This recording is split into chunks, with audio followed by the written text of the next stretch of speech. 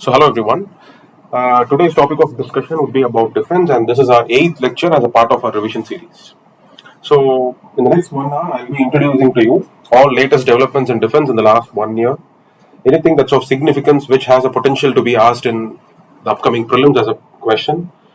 It's because year after year, at least there is minimum one question asked every year from defense-related developments, and if only you can generate a certain amount of curiosity towards this topic, it's actually really scoreable. It's very easy to get that one question asked every year from this area really correct on the day of the examination. Alright. So our focus in our discussion is going to fall upon the different missiles, the different aircraft which have been in news, alright, and anything regarding Navy, naval related developments, weaponry, arms, ammunitions. So whatever has been recently in news and which is a significant breakthrough, right? So that's the focus of today's discussion. And before we get into the discussion, I think you have to first understand the nature of questions which are asked from this particular topic. So this slide brings to you all the different questions asked in the last 6 years. There are 5 questions asked in the last 6 years from this particular topic, right? So when I look at these questions, I find there are certain categories of questions asked. So these 2 questions, I would put them under the category where the questions have been simply framed from some terminology or a very, very conspicuous aspect of defense that most aspirants would have encountered while reading news. Right? So such is the type of questions when it comes to these 2 questions. Right?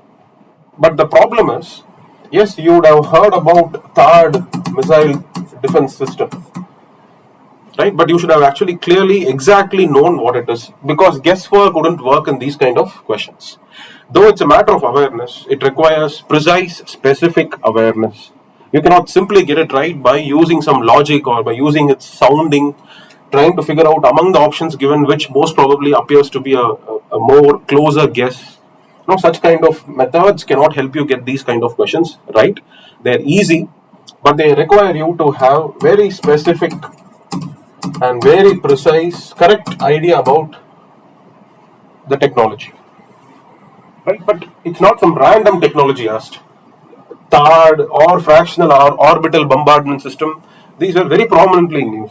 So anybody who would have just cared to read that news for 10 or 15 minutes would really know in what context those words were used. And you can actually get those kind of questions correct. So this is one type of question asked. Right? And then there are questions like these 2 questions, which actually you can get it right if you know some amount of science, some amount of depths of science. If you have known about the topic of question, you'll be able to figure out the correct answer. You can use logic application and figure out the right answer. For example, if you have known ballistic missiles, right, they are very, very different from cruise missiles. Right? And in what all ways they are different? Ballistic missiles, they actually leave the Earth's atmosphere, they go to exo-atmosphere, goes out of atmosphere, and then they once again make a re-entry, and then they come back. Right? If that is the case, they go to area where there is no oxygen supply, there is no oxygen. And without oxygen, you cannot sustain combustion. Right? And that is the reason why rockets carry oxidizers with them when they go to the space, because there's no oxygen outside. Whereas you see aeroplanes travel inside Earth's atmosphere. So they can use the oxygen from the air and they can burn the fuel. Right? But rockets, since they're going out of atmosphere where there is no oxygen, they carry their oxidizers. Similarly, ballistic missiles, they leave Earth's atmosphere and they go out of the Earth's atmosphere. Right? So in such a case, jet engines cannot be used. Right? So by using this logic, ballistic missiles are jet propelled. Wrong. Agni 5 is a supersonic cruise missile. Wrong. It's very simple. Anybody who prepares for UPSC would be knowing that Agni is a ballistic missile. It's a classic case of intercontinental ballistic missile. Right?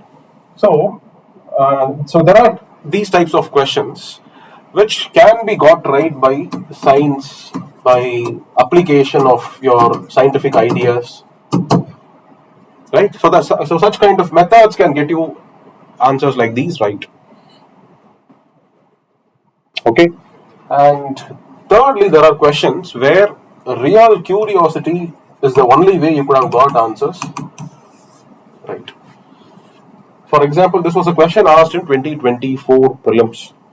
And what is the question? They have given three aircrafts. They're asking you which one of these three aircrafts or which among these aircrafts are fifth generation fighter aircrafts. See, today it's possible to know what is fifth generation fighter aircraft and all of that. Right? But let me tell you, there are only two ways of how you could have got this question right on the day of your examination. One is, if you have memorized the list of fifth generation aircraft, fourth generation aircraft, if you have memorized them, and if you're really able to recollect each one of them out of that, there is a possibility you can get it correct. That's one way of how you could have got it right. Okay. The other way of having got it right is if you would have known when you would have read about India purchasing Rafale aircraft from France. If you have gone through the features of Rafale, if you have known which generation it actually belongs to, and if your thoughts were triggered about what is this particular generation, what is the preceding generation, what is the next generation, if you would have only bothered to browse something about the associated ideas about different generations of aircraft, in that case, you would have been genuinely curious and you would have known that only F-22, which is operated by USA alone, is a proper real fifth generation fighter aircraft currently in service. At least when this question was asked, because today we also have the Russian made Su-57, right? But at least when the question was asked last year, it was very, very clear that F-22 was the only operational, tested, proven workhorse and which belongs to fifth generation. And your interest should have taken you to understanding what is the characteristic of fifth generation. Why is that Indian aircrafts, combat aircrafts, do not have fifth generation characteristics? If you would have ventured into all those directions, you could have figured out that F-22 is simply not there. So hence, none of them would be in the answer. Right? So I wouldn't actually go by the memorization method where I get to know about each and every aircraft with generation. That's a very difficult way, very boring way, very effortful way of doing things. But if only I would have been curious to know what is first generation, what is second generation, up to fifth generation. And then I can actually relate, okay, Rafale aircraft doesn't have this feature. MiG-29, probably I wouldn't have heard about MiG-29, but I would have heard about MiG-35 because MiG-35 was also one of the contender to fill in the Indian, to win the Indian bid, because Rafale was a successful bid, right? Many other countries also, they proposed similar offerings, and Russia gave us the offering of MiG-35. And I'll be able to understand MiG-35 itself cannot be called as a fifth generation. So MiG-29, which is before MiG-35, then how can it even come under fifth generation? So some idea of some more idea beyond just what is spoken recently in the news, because we all would have heard about Dassault Aviation System of France, which manufactures various aircrafts, and Rafale is an aircraft which is a medium multi-role combat aircraft, which was the preferred choice for Indian Air Force. So Air Force has chosen Rafale to replenish its depleting squadron strength. Right? I'll come to all of this as a course of this lecture, but what I'm just trying to tell you is that what is that you need to get science questions regarding defense correct in the upcoming years. So I would tell you that there are broadly three different ways of how questions are asked. First is, questions are asked revolving prominent themes in news. All you need to know is just the awareness about what is what. Right? You need to know what is what. And this should be very, very precise. If Iron Dome has been in news in the last 1 or 2 years, because that's like a best case of Israel's missile defense system. And if Iron Dome is in news, you should exactly know what it is. You cannot make a guess on the day of the exam. Oh yeah, I have heard about Iron Dome somewhere. Probably it's about some kind of a radar system. No, you cannot make such kinds of assumptions. Right? So, very prominent themes, which is simply just a first level awareness, a superficial exposure to the news itself is sufficient to get certain kind of questions correct. So that's one way of how questions from defense in science and tech is asked.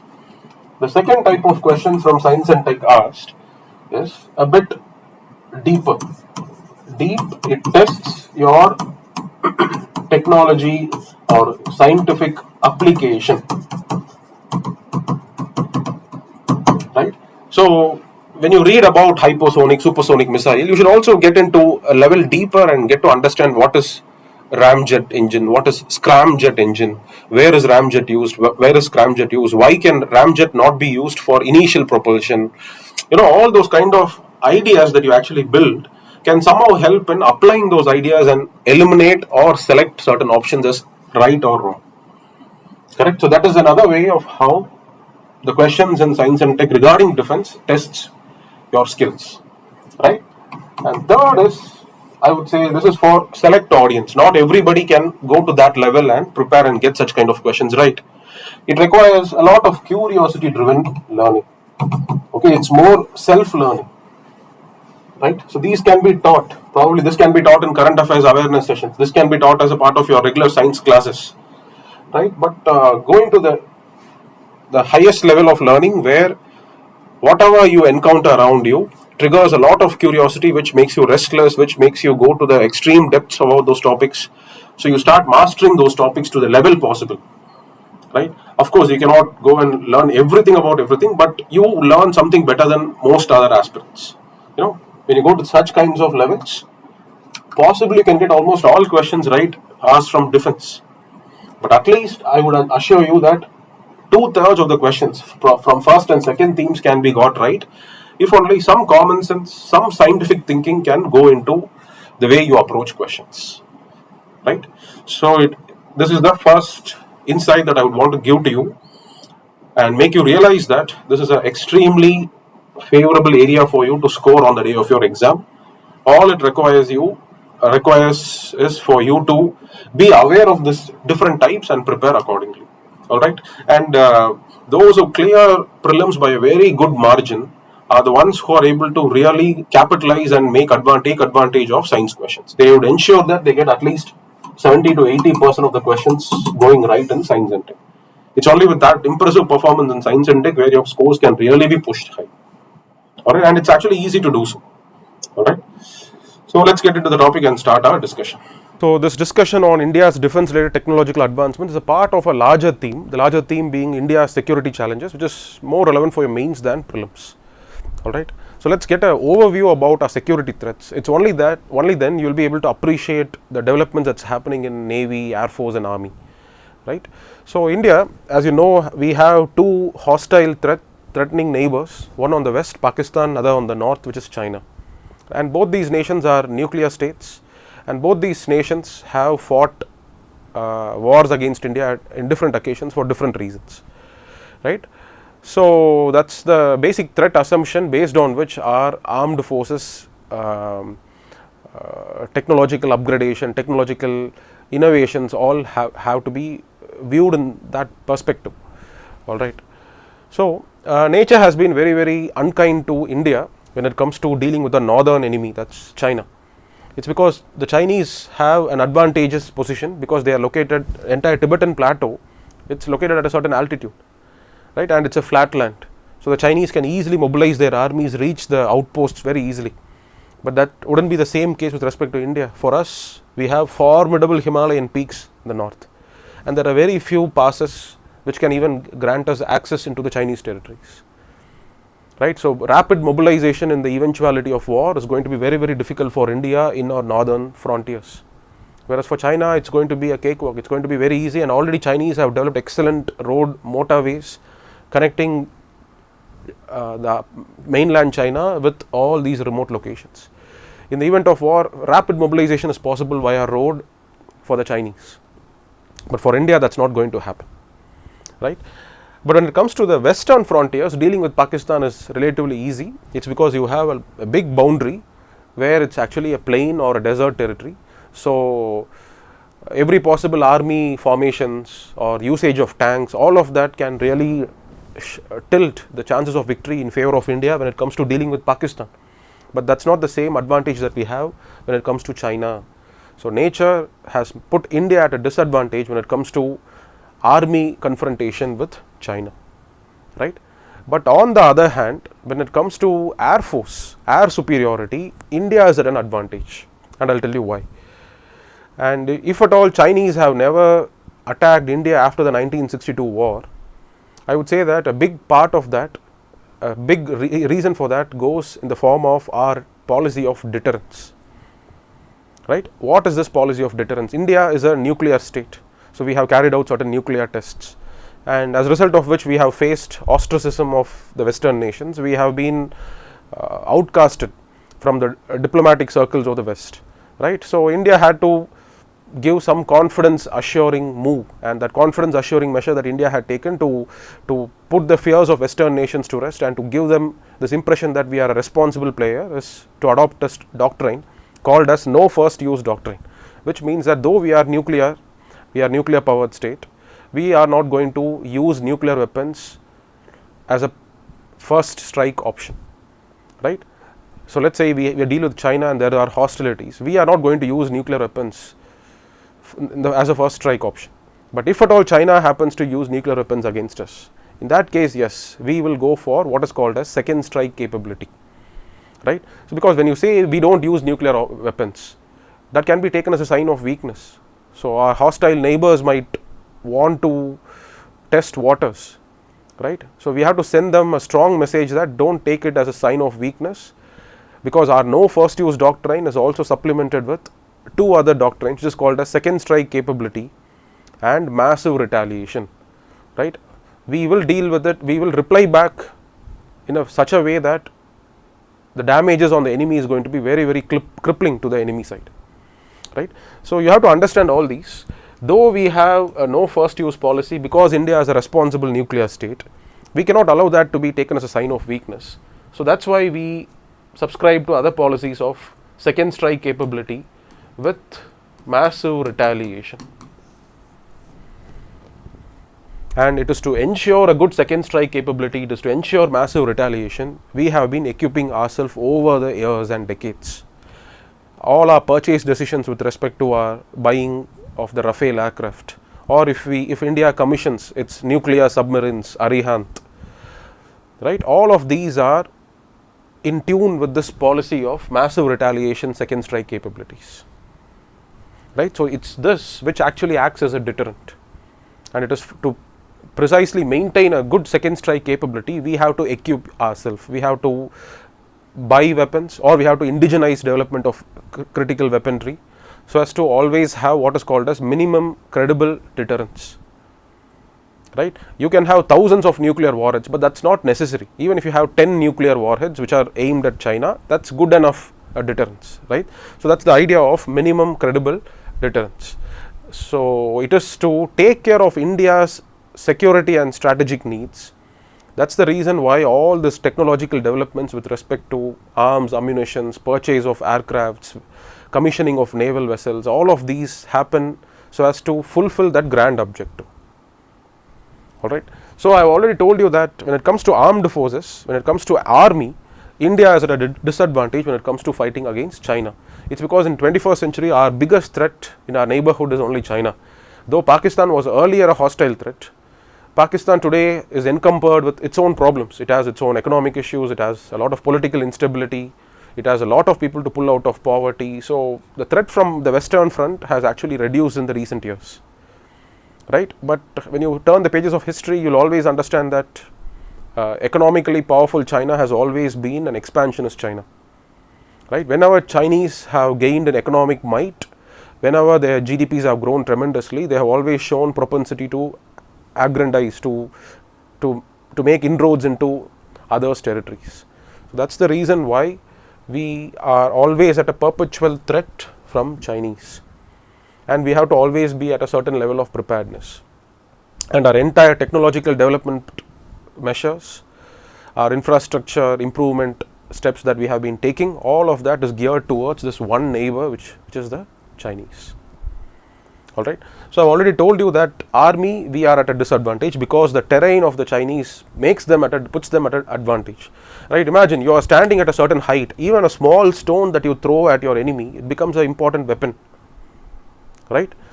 So that's the advantage that the Chinese have. They have better visibility.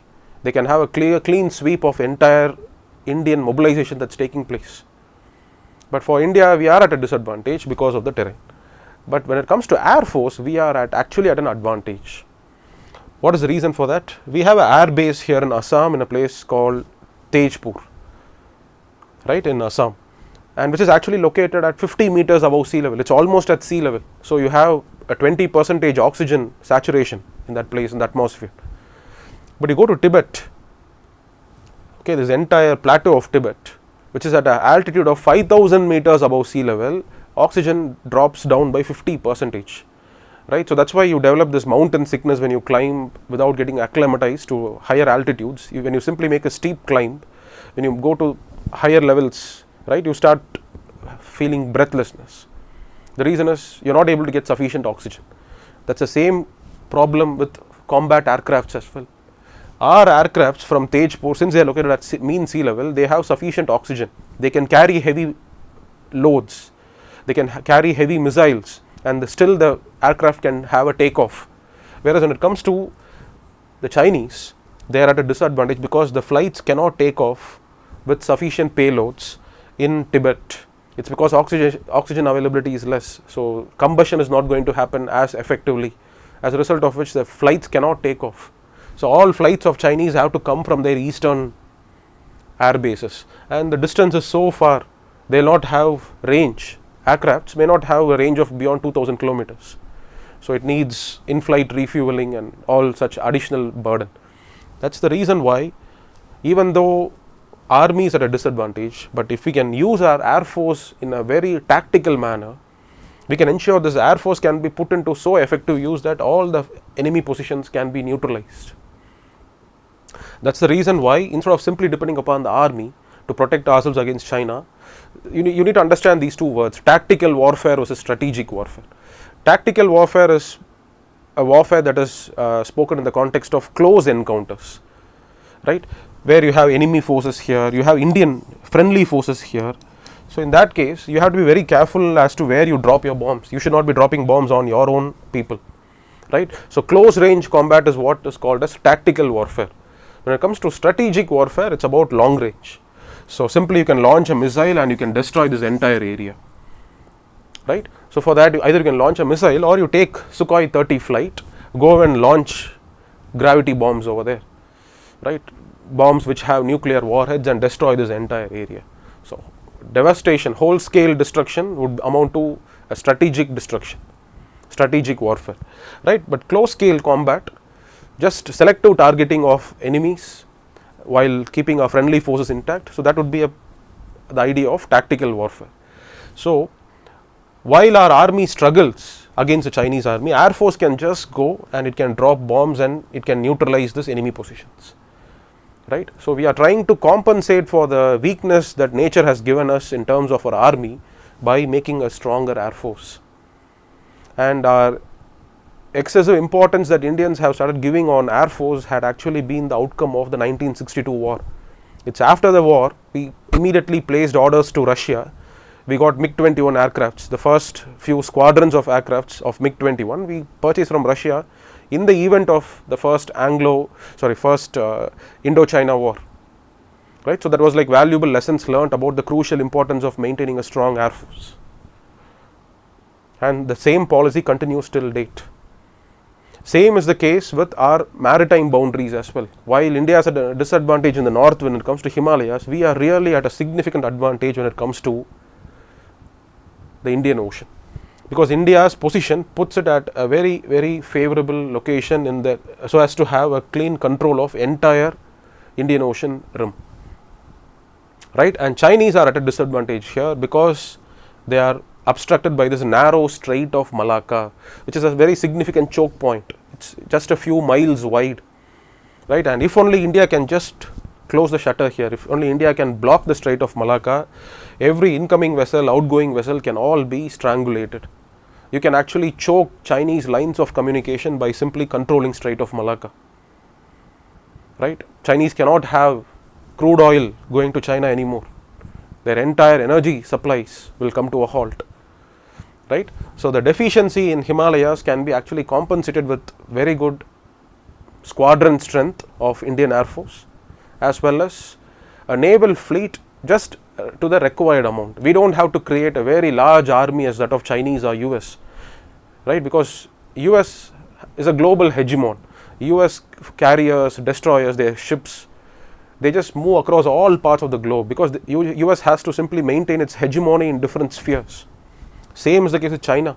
China has to at least show itself as a hegemon when it comes to its own maritime boundaries, because there are just so many other countries, and many of these countries, like for example Philippines, Australia, Indonesia, these are all countries which are allies of US, partners of US, Japan, and it is with all these countries China has maritime boundary disputes. So that's the reason why China has to maintain a significantly larger size of naval fleet. So we shouldn't judge India's naval capabilities with the size of the fleet. It's not the size of the naval fleet which decides, but what are we going to do with the limited size of the naval fleet that we have.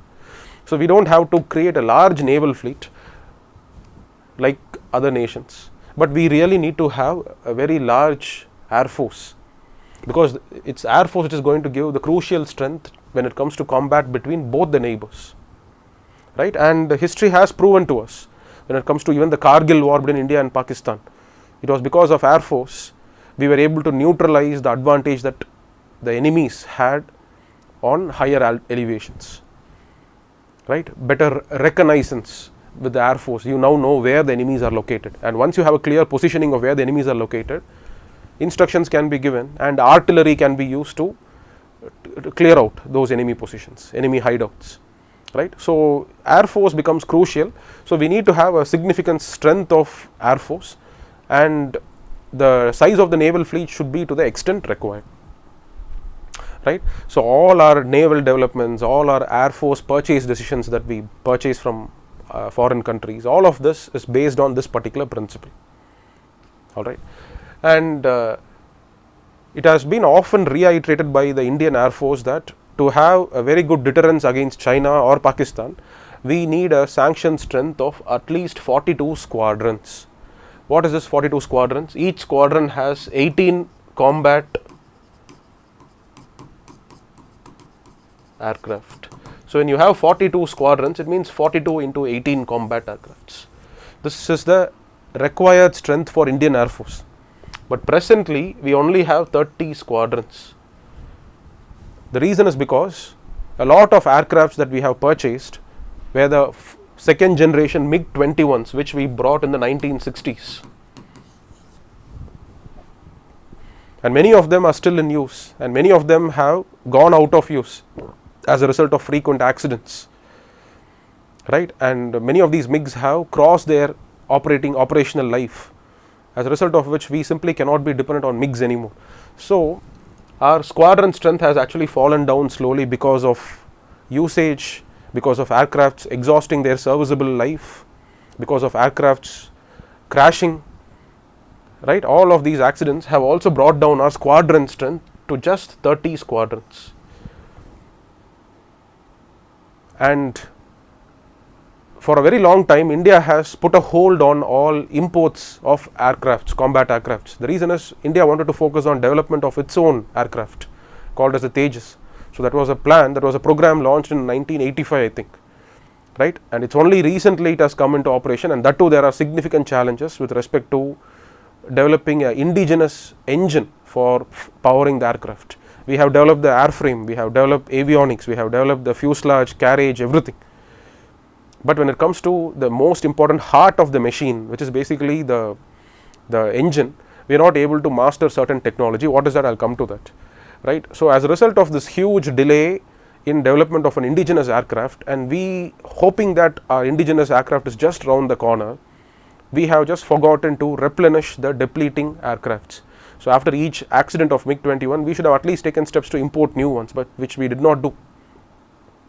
That's the reason why our squadron strength have all got very, very reduced, and that's why on a priority basis India has planned to import the Rafale aircraft, which is actually a fourth generation fighter aircraft. We have just simply imported it in huge numbers, and we have placed orders for 126 aircraft. 126 aircraft is like 7 squadrons, because each squadron is 18 aircraft, 18 into 7.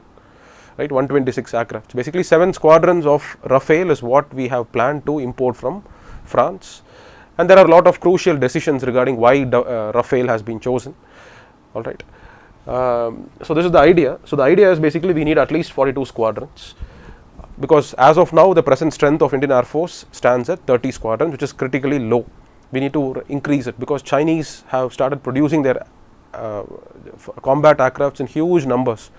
They are churning out hundreds of aircrafts every year, right? And because China is already a manufacturing powerhouse, so that's the reason why we have to know some idea about the latest developments when it comes to Air Force, right? In the previous year, question has been asked about which of the following is a 5th generation aircraft, but in the upcoming years, a question on these lines can be asked: which of the following would fall under the category of light combat aircraft? So I would want you to pause this video here, right? You can take a photo of this or just pause this video, look into each of these questions, and it is the answers to these questions which you will be getting as a part of today's discussion, right? So which of the following would fall under the category of light combat aircraft? You will get to know after we complete our discussion. Similarly, the term super cruise has been in news. Which of the following combat aircrafts are capable of super cruise? And there are a few options here, right? So let's have a look into all these developments regarding Air Force. So while we start discussing about the different combat aircrafts in India, I would say that you need to really understand about the evolution of combat aircrafts. Only then you will be able to make an appreciation and better understand what a 5th generation fighter aircraft really means, right? So it's not a set of features, it's not a set of names to just mug up and memorize, but try to appreciate and understand about how gradually has been the pace of evolution of the different capabilities of aircrafts over different generations across time, all right? So, and for those who are not at all interested into all of this, who are no way connected to the mechanics behind how aircraft functions, let me just give you a briefing about the basics of how a jet engine works, because the idea of how a jet engine works, how a gas turbine works, would be really important for you to understand how many missile systems work. For example, India recently has tested a hypersonic missile, but that uses what a technology called as scramjet technology, which is an evolution over ramjet. Ramjet is an evolution over a normal jet engine, right? So you need to really understand about fundamentally how a jet engine first performs. Is it very similar to a car engine that we have in our home, or is there some difference between the two, right? So it is that understanding which can also help you understand how the evolution of different generations of aircrafts have actually taken place, all right? So the image that you can see here on the screen is basically a clipping which has been taken from a Hindu paper, right? So Hindu had an article in which all the different generations of aircrafts and its important features have been given. So what is highlighted in bold is the combat aircrafts that we in India have, which fits into that appropriate generation, right? So it is all these which you find in that particular article. So when you simply look at it, you may not really make any sense of that, unless you know what is a turbojet, unless you know what is a piston driven aircraft, you know what is delta wing, which is, you know, what is multi-role capabilities. Basically it takes some time. If you already have some engineering background, or if you have some curiosity towards aviation or mechanics or automobiles, then making sense of all of these will be easier. If not, you will be hard pressed, you will find it difficult to comprehend all of that. So my effort for the next 10 or 15 minutes is simply to make you understand in a very simple manner about all these different generations, right? I believe that there is a certain methodology of how you acquire knowledge, how you learn. It's not you take one piece of paper like this and you start mugging up all of these. Knowledge doesn't get into you. But when you go to the root of this, when you start going backwards, start asking questions, why, what before this, how did it all start, there is always some starting point, right? From there you trace the journey and you come to the latest developments, then everything will fit into a nice place. Yes, it takes some time. If you were to go and read about it all on your own, it will take you an hour or 2 hours, right? So maybe in the next 10 minutes you will be able to get some sense about that, all right?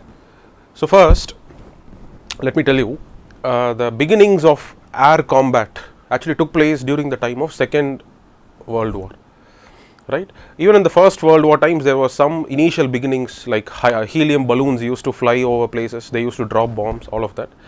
But a proper combat aircraft, when it was essentially used for warfare, that happened during the time of Second World War, right? And what you find on both the sides, this is actually a a combat aircraft manufactured by Germany during the Second World War. That's why you have this Nazi swastika symbol here, right? So this combat aircraft is what is called as the Messerschmitts, right? So you see here,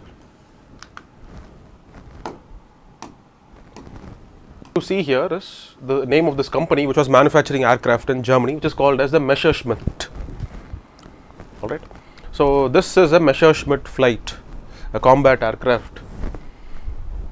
So it was this which used to give protection to the German bombers, right? So German bombers, these are aircrafts which used to carry bombs. They used to go on London, drop bombs, destroy London, and those bombers will be protected by a squadron of these fighter aircrafts. A central bomber, heavy bomber with a lot of bombs, surrounded by this fighter, right? And as they approach the skies of London, immediately the Royal Air Force will go, they will go and intercept these incoming aircraft. And do they have their own aircrafts? Yes, these were the aircrafts manufactured in Britain. They were called as the Spitfires, right? So there are just so many different companies manufacturing all these type of aircrafts, right? What I'm just trying to point out to you is, so during the time of World War II, the first beginnings of combat aircrafts can be seen, but there is an essential difference. The engine that propelled these aircraft is nothing but a car engine that you have in your home today, right? The same kind of an engine is what was propelling these aircrafts. So it was not a great powerful engine or anything, right? So you need to understand this is how aircraft's engine, which is actually in these aircrafts, these are called as the propeller fan propelled aircrafts, rotary engine propelled aircrafts, right? Similar to your car engine where you fuel the car, okay, you start the engine, and because of cylinder motion, piston motion in a cylinder, right, the pistons keep on moving, and this reciprocal motion is transferred as a rotary motion, as a result of which a propeller starts rotating. Now imagine the mechanism of how your ceiling fan in your home works. The ceiling fan has blades which are fixed at a certain angle, and when the fan rotates, the blades, they push the air downwards, as a result of which you are able to get the air. Similarly, these blades, when they rotate, they push the air behind the aircraft, as a result of which the aircraft moves forward, right? So action and a reaction, Newton's law, right? This is how the World War II aircrafts actually performed. They performed with the help of rotary engines. The rotary engines, similar to your car, automobiles, were giving the necessary thrust. So you can understand they are not extremely powerful as such. The maximum speeds that these aircrafts can reach is around 700 kilometers per hour, not more than that. And with such low speeds, they cannot go beyond a certain altitude, right?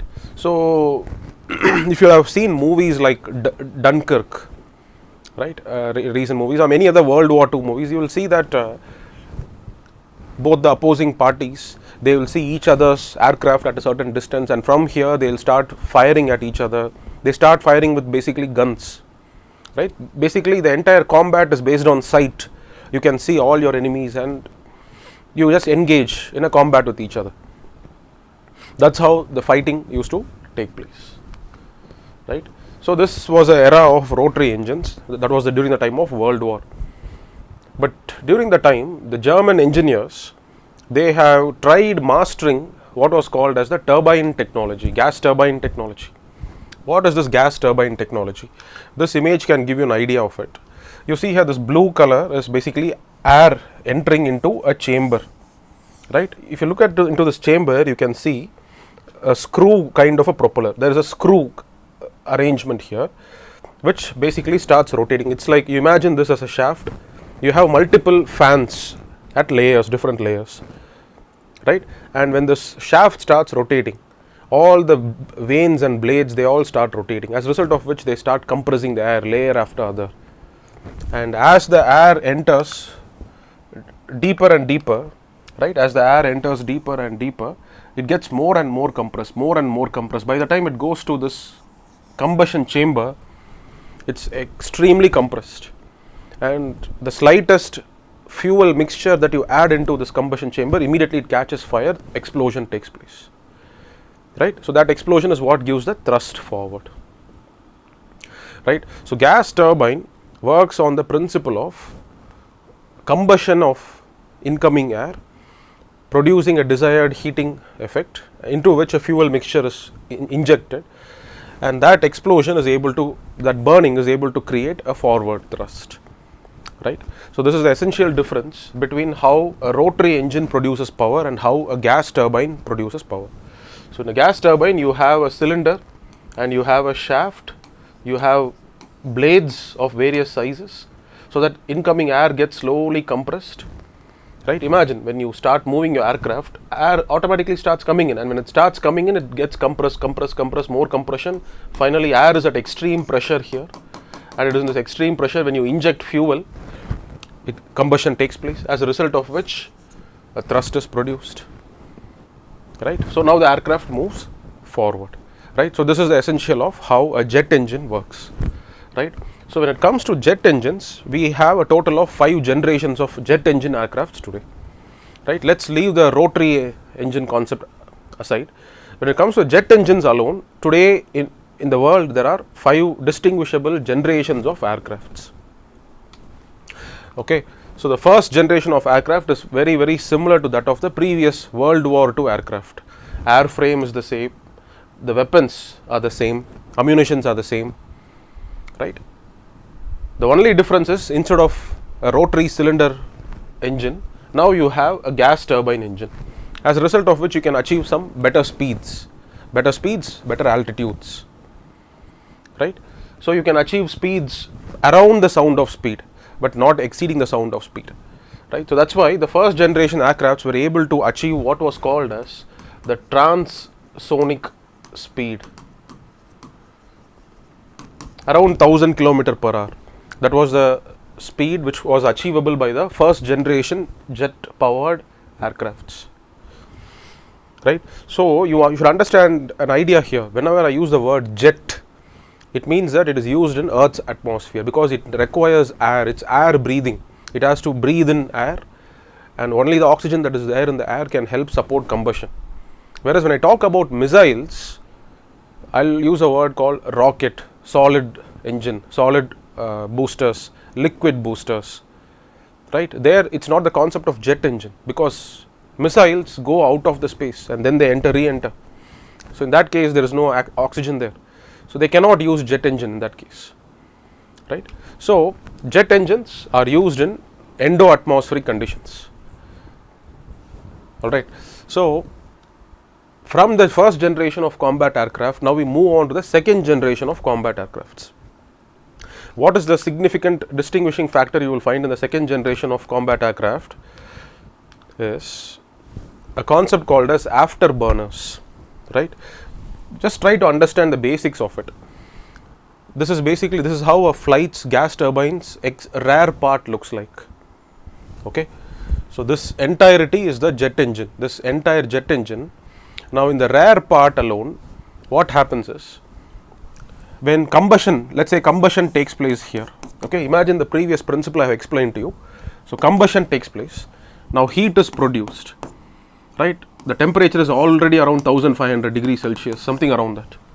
Now what happens is, in this rear part, in the inner surface of the rear part, you have fuel injectors, and in that fuel injectors, now you inject a spray of fuel, as a result of which now more combustion takes place, more temperature is produced, right? More thrust is generated, right? So this is what is called as afterburners. You can see that the nozzle, the surface, you can see how it expands, right? Whenever more fuel comes, it wants to release more fumes outside, so it has to increase in its volume, right? So this afterburner is a significant addition to the second generation of fighter aircrafts, right? So you can say that the first generation, which had a jet engine, second generation had a jet engine which was supported with an afterburner, right? It is this afterburners which provide for more combustion at the rear end of the gas turbine, which produces a significantly enhanced thrust capability, right? So more thrust is exerted, as a result of which aircraft can travel at higher speeds. So MiG-21, you see the flag here, this is actually a MiG-21 manufactured in Russia, which is actually in service today in India. So this MiG-21, which was basically a second generation fighter aircraft, is still in use in India, and it is capable of reaching speeds twice the speed of sound. So it's capable of reaching what was called as the Mach 2 ranges, right? So this was a possibility because of using afterburners. Now understand, when you're traveling at extreme speed, you're traveling more than the speed of sound, right? Now you cannot, before you can even blink your eye, already the enemy has whizzed past you, right? You have a greater advantage of speed, but at the same time now, because of addition of speed, you cannot involve in gunfight. Whereas in the World War I, you can involve in gunfight. You can see your enemy, you can keep on firing at them, puncture their aircraft, let the fuel flow down, let the aircraft crash, or you aim for a kill of the pilot. But now, because of extreme speeds, you cannot do all those gunfighting and all of that. That's why now you need missiles, right? You need missiles and you need radars. You need to be alerted that there is an enemy aircraft coming from a distance, and when you know that there is an enemy aircraft coming from a distance, you can arm your missile, and you cannot even, and the enemy aircraft might be beyond your visual range, and even if the enemy aircraft is beyond the visual range, you have to simply fire the missile, and the missile has to be directed by the radar, and it simply has to go and attack the incoming aircraft, right? So what I would like to tell you is, because of its additional speed, now close combat opportunities are eliminated, right? So now you need to have radars, you need to have missiles, so as to execute what is called as beyond visual range fighting capabilities. So beyond visual range capabilities, which is basically using a radar, using a missile, all of these would be the features of second generation aircraft. Alright, so don't think that it's only the latest generation aircrafts which have all become supersonic. No, not really. Even this can be asked as a question in UPSC in prelims. Okay, there could be a statement which says that fourth generation aircrafts are capable of attaining supersonic speeds only, and you have to take it as wrong. From the second generation onwards, we have aircrafts which have been attaining supersonic speeds. Alright, so UPSC can play around with your basic understanding. See, whatever I am telling you is all very basic general understanding only. We are not getting into any of the technicalities and details. Aircraft, there should be too much of science behind each one of them, right? For the purpose of civil service exam, let's just try to understand some basics about the differences between each generation. Okay, and this was a response of Russia to US as a result of Korean War. Okay, it was in the Korean War where, so as to tackle the US firepower, as a result of which Russians had developed a second generation fighter aircraft. Okay, and it proved to be a decisive success for Russians. Alright, so now we move on to the next generations. So the third generation, you will find that not much improves in terms of the propulsion and all of that, right? But what actually improves in the third generation is it is with respect to what is called avionics, right? So you are able to integrate a lot of electrical circuits into the operation of this aircraft. Better radars you are able to get, right? So better avionics, better navigation, better guidance. So those are the aspects of third generation. Alright, but still you should understand, until the third generation, the entire maneuver of the aircraft, right, all the different twists and turns, whatever the aircraft does during combat, right, and all the turns, all of that is mechanical, everything is hydraulic, right. So I'll give you an example. When you drive cars, you have cars which have a power steering, electrical steering, and then you have cars which have manual steering, right. Old cars, old Tata Sumos, Ambassadors, they have what is called as manual steering. So you have to use so much of effort to turn the car, right. But modern day cars, they have power steering, right. And cars like Tesla, they have what is called as drive by wire. It's more like a set of instructions. right? Just a small turn with your one finger is sufficient. Even if you can turn your finger on the steering, that sends instructions through a computer and accordingly your wheel turns. Whereas when it comes to manual steering, whatever you turn, it is that amount of motion which is transmitted to the wheels, and wheels also turn accordingly. So a lot of effort has to be put in, right? So Gen 3 is more about manual actuation. So every movement of the plane, every maneuver of the plane, of the aircraft, all that has to be carried out manually, right? So it was very tiresome for the pilot, all right. But we find that it has better radars, better detection capabilities compared to Gen 2, right? And you will also find that with every generation you will find the wingspan increasing, right? It's when the wingspan increases, in a very short distance you can take off, and having a bigger wingspan also allows for better execution of maneuvers mid flight in air, right? All those complex turns and twists, everything can be executed when you have a larger wingspan, right?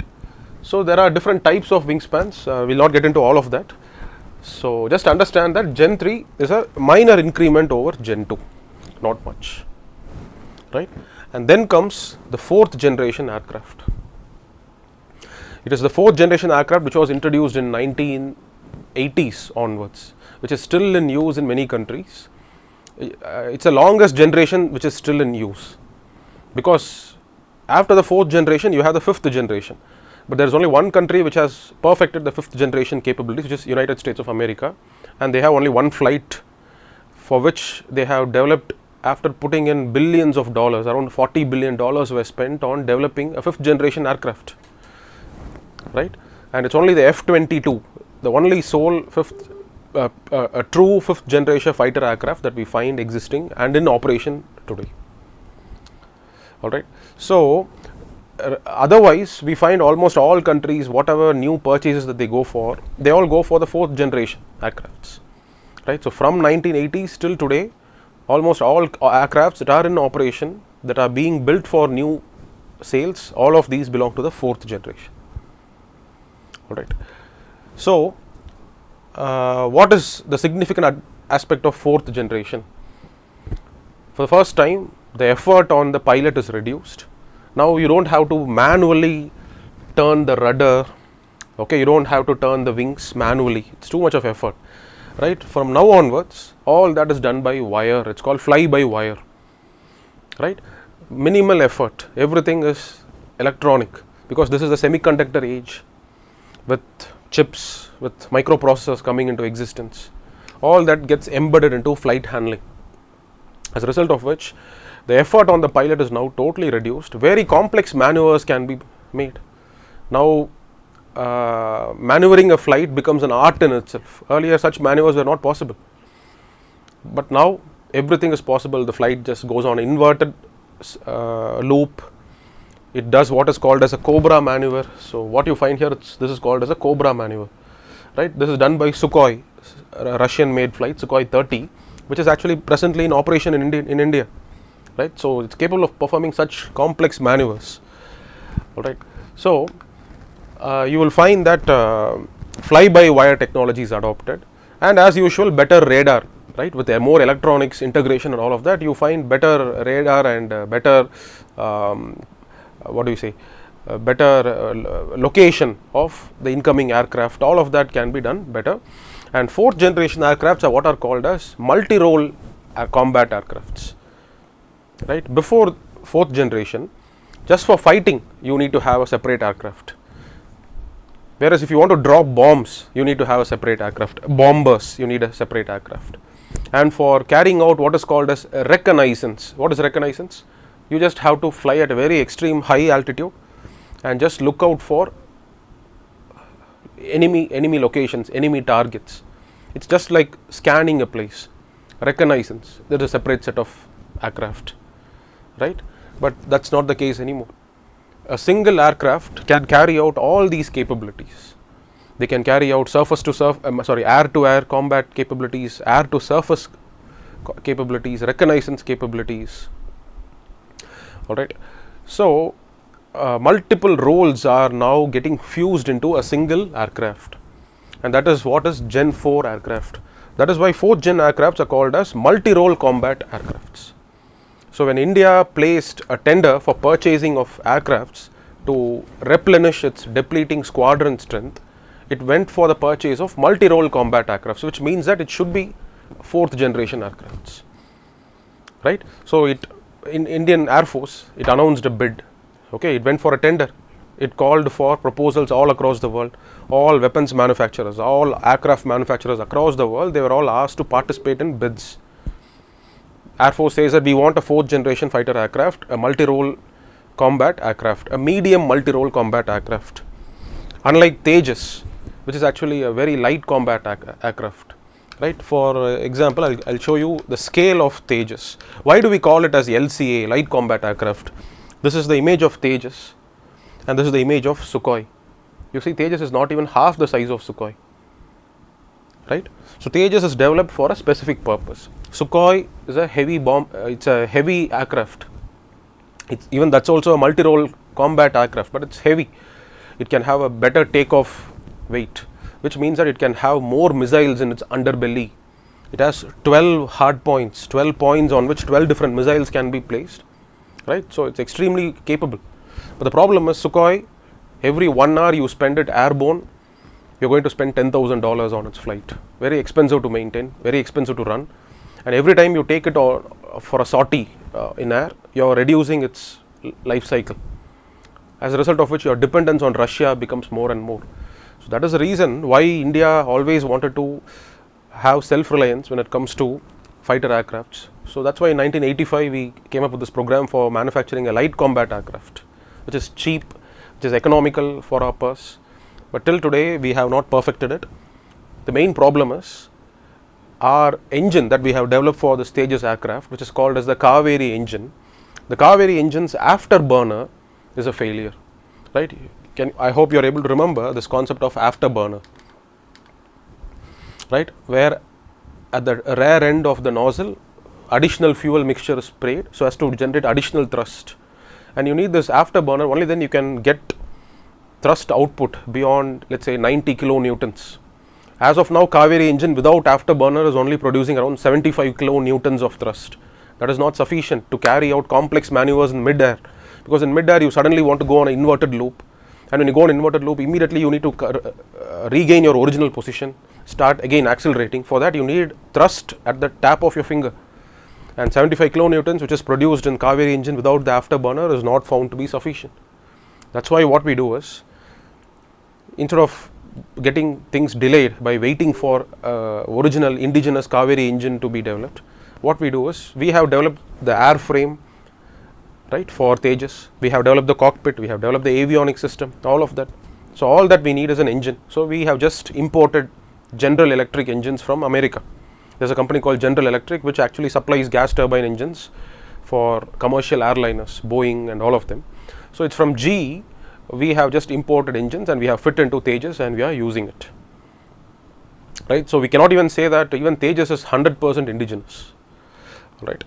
So the idea that I'm trying to convey to you here is Gen 4s are multi-role combat aircraft, and in the combat aircraft there are different classes. Some are light combat, some are medium combat aircraft, some are heavy combat aircraft. Depends upon the size, depends upon the maximum takeoff weight. Right, when the flight takes off from the land, how much weight can it lift? That's what determines in which category does combat aircraft fall under. So Tejas is a small, it's a cute combat aircraft. It's a light combat aircraft. All right. So for Gen 4, it has multi-role combat capabilities. All right. So the next generation is Gen 5. I'll just come to this Gen 4.5 in a while. So the next generation, Gen 5, has features which are like science fiction movies, right? The chief feature of Gen 5 is what is called as stealth, right? What is stealth? Stealth is an ability of an aircraft to evade detection, because when an aircraft flies on an air, it's a metallic body, right? And when you send radar signals, what is radar? It's a radio wave which is being transmitted. Radio wave is an electromagnetic wave which has energy in it. So when the electromagnetic wave, when it strikes a metal metal moving object, right? Now the reflected radio wave can give us information about the metal piece, right? Whereas if the aircraft is completely made of plastic, and now that goes on an air, that's on air, and if that is impacted by radio waves, we wouldn't be getting a signal. But can you make an aircraft with plastic? Not possible. That's why special materials have been developed for this purpose, which are called as the radio waves absorbing materials, RAMs, right? So this may not, all these may not be asked in the exam, but you should understand the idea of stealth, right? You see, this is F-22 Raptor, okay, the very sophisticated war machine ever made. So it's only available in service in US. So US laws forbid the export of Raptors even to its closest allies. Even Israel doesn't have F-22. Japan doesn't have F-22. It's for the sole exclusive purpose of US we have F-22 aircraft, right? Pure 5th generation fighter aircraft, right? So what happens is, when, let's say, this F-22 Raptor enters into the airspace of India, we send radio waves, we will not be able to detect it. Why? Because all the radio waves will be absorbed by this material. And not only that, even the shape, even the contours of this fighter aircraft is designed in such a way that very less radio cross section will be received by the receiver. So what I am trying to say is, if you take the first generation of aircraft or second generation of aircraft, you have so many pointed surfaces. You will see that all these missiles are all exposed outside. These are all metals, missiles which are all exposed outside, right? All of these are very good reflectors of radio waves, as a result of which all these can be easily detected by a radar. But you see the 5th generation aircraft, all the ammunitions, it's all concealed inside the aircraft. Every space around the ammunition is closed. There is no open space, right? Every space is closed, and it is all surrounded by ramps, these materials. Okay, the weapons carriage is all concealed inside, so there is no way radio waves can even be detected. Everything is absorbed. That's one. Radio signature is one of the feature of stealth. Minimized radio signature is one of the feature of stealth. There is also another way how we can detect an approaching aircraft, that is through heat signatures. Heat signature, because aircrafts are flying at around 15 kilometers above sea level, 15,000 meters above sea level, and that altitude, it's all sub-zero, it's all freezing temperature everywhere, correct? But wherever aircraft flies, because of friction, in all these areas you find heat produced. Maximum heat is produced in the tip of these nozzles, where exhaust fumes come out. This is where you have the maximum amount of heat produced. All these are going to leave signature in a IR tracker, infrared tracker, right? When you have infrared sensors, when you are able to see it on your screen, you will be able to see everywhere it's cold. Only in a small area you will find red spots. Red spots means it indicates heating is being produced, which is very clear. There should be an aircraft, right? So that's why the materials are designed in such a way, and the flight itself is designed in such a way so as to minimize friction. The coefficient of friction is minimized so less that very less amount of heating is produced. And moreover, you will find that even the exhaust fumes that comes out, right, it's not directly released into the atmosphere.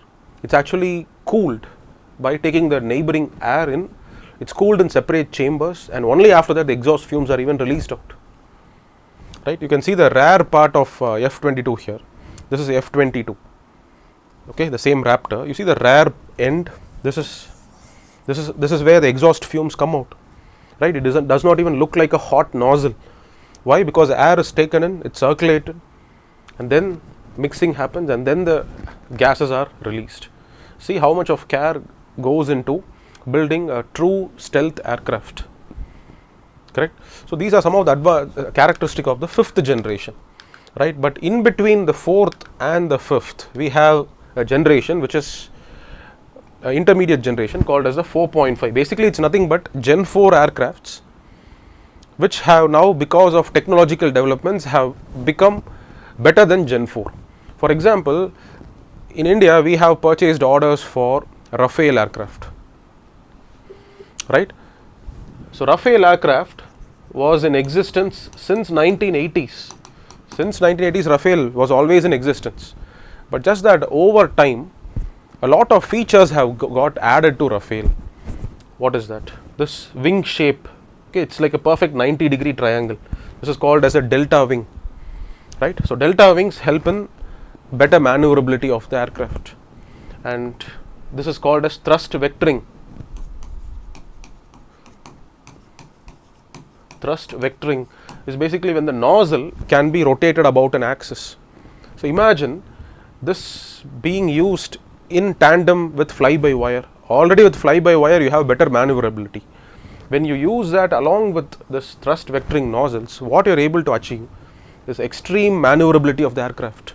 That's called as super maneuverability, right? Extremely fine turns, loops can all be made by such aircrafts. So super maneuverability is another important criteria for a 4.5G, a 4.5 generation aircraft. So Rafale today has become a 4.5 generation aircraft. Sukhoi 30 that we have, Su-30 is a 4.5 generation aircraft. Right? So the image that you see here is Sukhoi 30. You see what a maneuver it has done. This is called as a cobra maneuver. It's a very important evasive technique to avoid being chased from behind and being hit. Right? So all of these are as a result of, even Sukhoi has this capability called as thrust vectoring. Alright, and 4.5 generation aircrafts also have some amount of stealth. Right, you cannot bring it on the same league as that of 5th generation, but their radar profile, the radar signature that the 4.5 generation aircrafts leave behind is much lesser compared to the 3rd or the 4th generation. So since they represent an evolution over the 4th generation, it's not a true evolution. The true evolution is only the 5th generation fighter. Right, but even though they don't represent the true 5th generation, but they do represent a significant jump over the old 4th generation aircrafts. Alright, so these are the different generations of aircraft. So what is the present state of aircraft development program in India? So the light combat aircraft program has been a considerable success except for the Kaveri engine. That alone has become a problem. Right, so India, we can say that in other aspects we have indigenized the development manufacture of light combat aircraft, right. But the Chinese have already overtaken India. The Chinese have now become on the same league as that of the US. US has a F-22 5th generation fighter aircraft. There are reports from China. China has already showcased its 5th generation aircraft called as the J-20. Right, so Chinese J-20 has been showcased in air shows in China. Just recently in India, in Bangalore, we have had our air show. It was in that air show we had participants from Russia, from USA. Right, from Russia we had Su-57, Sukhoi 57.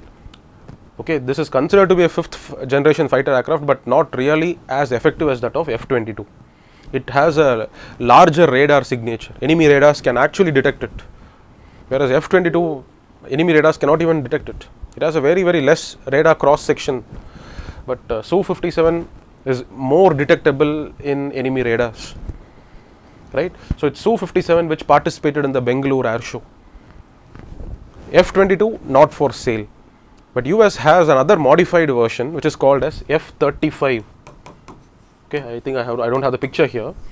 F-35 US calls it as a 5th generation fighter aircraft, but even that is not pure 5th generation fighter aircraft. So you can say the Su-57 and F-35 they can be brought under the same league. So both these aircrafts were there in Bangalore. Both of them did all the maneuvers to show to Indian audience their respective capabilities, and both the countries are hoping that Indians will place huge orders for 5th generation fighter aircrafts. Why? Because the Chinese have already had the 5th generation aircraft. And technology delayed is equal to technology denied, right. But whereas India, we have now started our own indigenous manufacture program of a 5th generation fighter aircraft, which is called as AMCA, Advanced Medium Combat Aircraft. The word advanced here represents the 5th gen fighter aircraft. Alright, with all the similar traits that I have told you, stealth, okay, and Super cruise, yes. Another aspect, stealth is not the only aspect of 5th generation fighter aircraft. There is another aspect called as super cruise. What is this super cruise? Super cruise is your capability of an aircraft to sustain supersonic speeds in flight without the usage of afterburners. You remember afterburner, which I told you here? This afterburner is the reason why extreme amount of thrust can be produced and supersonic speeds can be reached. But using this afterburner is a problem. Why? It is in the afterburner where the temperature is raised even higher, and when the temperature goes higher and higher, you can easily figure it out. You can easily locate it in infrared seeker, right? So a true 5th generation fighter aircraft should be able to travel supersonic speeds without the usage of afterburners. Maybe initially to pick up the thrust you can use your afterburner, but as soon as you pick up speed you have to sustain the supersonic flight without afterburner so that you don't leave IR profile behind. Right. So basically the entire idea is stealth here, right? So it is to develop our own 5th generation fighter aircraft program. A total sum of 15,000 crores has been allocated, right? But this is peanuts, this is nothing. This is to be developed by Hindustan Aeronautics Limited, HAL, but it's nothing compared to the cost that has gone into the development of F-22. Right. So F-22 has been developed with huge amount of investment of resources. So without such equivalent amount of investments, it's very difficult to come up at this price point, develop indigenous 5th generation fighter aircraft. But that's what is the ambitious target which India has set for itself. So we hope that by 2000, probably around 2035 or 38, right, another 15 more years, still is there for this flight to become operational. But by then the Chinese would have developed their 6th generation fighter aircraft, right? So though it's nice to think about indigenous manufacture of fighter aircrafts, Atmanirbhar, go local, make in India and all of that, when it comes to critical decisions, because these are not aircrafts that we are going to manufacture in large scale, right? So when it comes to such defense requirements, we have to make a decision. Should we really prolong it, make it in India, and what if it doesn't turn out to be a success? Is it not a better decision to buy from suppliers like Russians and the Americans? The Americans are ready to give us the F-35, Russians Su-57, which both of them call as having stealth capabilities, right? So that it's up to the decision makers to decide which route to go. All right. So that's all. This is all about the different generations of aircrafts and how they have evolved, right? So to summarize it, the first generation jet based combat aircrafts were nothing. So to summarize, the first generation aircrafts were simply World War II aircrafts with jet engine. Second generation aircrafts, the MiG-21, right, which is still in operation in India. So MiG-21 used what is called as an afterburner. All right. Third generation was a better improvement in terms of avionics, in terms of better radar capabilities. Fourth generation, a true development because of fly-by-wire, because of having multi-role combat capabilities for the aircraft. And fifth generation is cutting edge in terms of stealth. India, we don't have fifth generation, but we have aircrafts beyond the fourth generation, and that is what is Rafale aircraft manufactured by Dassault, Sukhoi 30 manufactured by the Russians. Why we call it as 4.5 generation? Because of some capabilities even beyond the fourth generation aircrafts, some amount of stealth, right, super maneuverability, right. So these are some features, and delta wings. So these are all features which actually makes these aircrafts labeled between the fourth and the fifth generations. All right. So we are done discussing about everything regarding Air Force required for our prelims. Now is the time to have a look at naval related developments.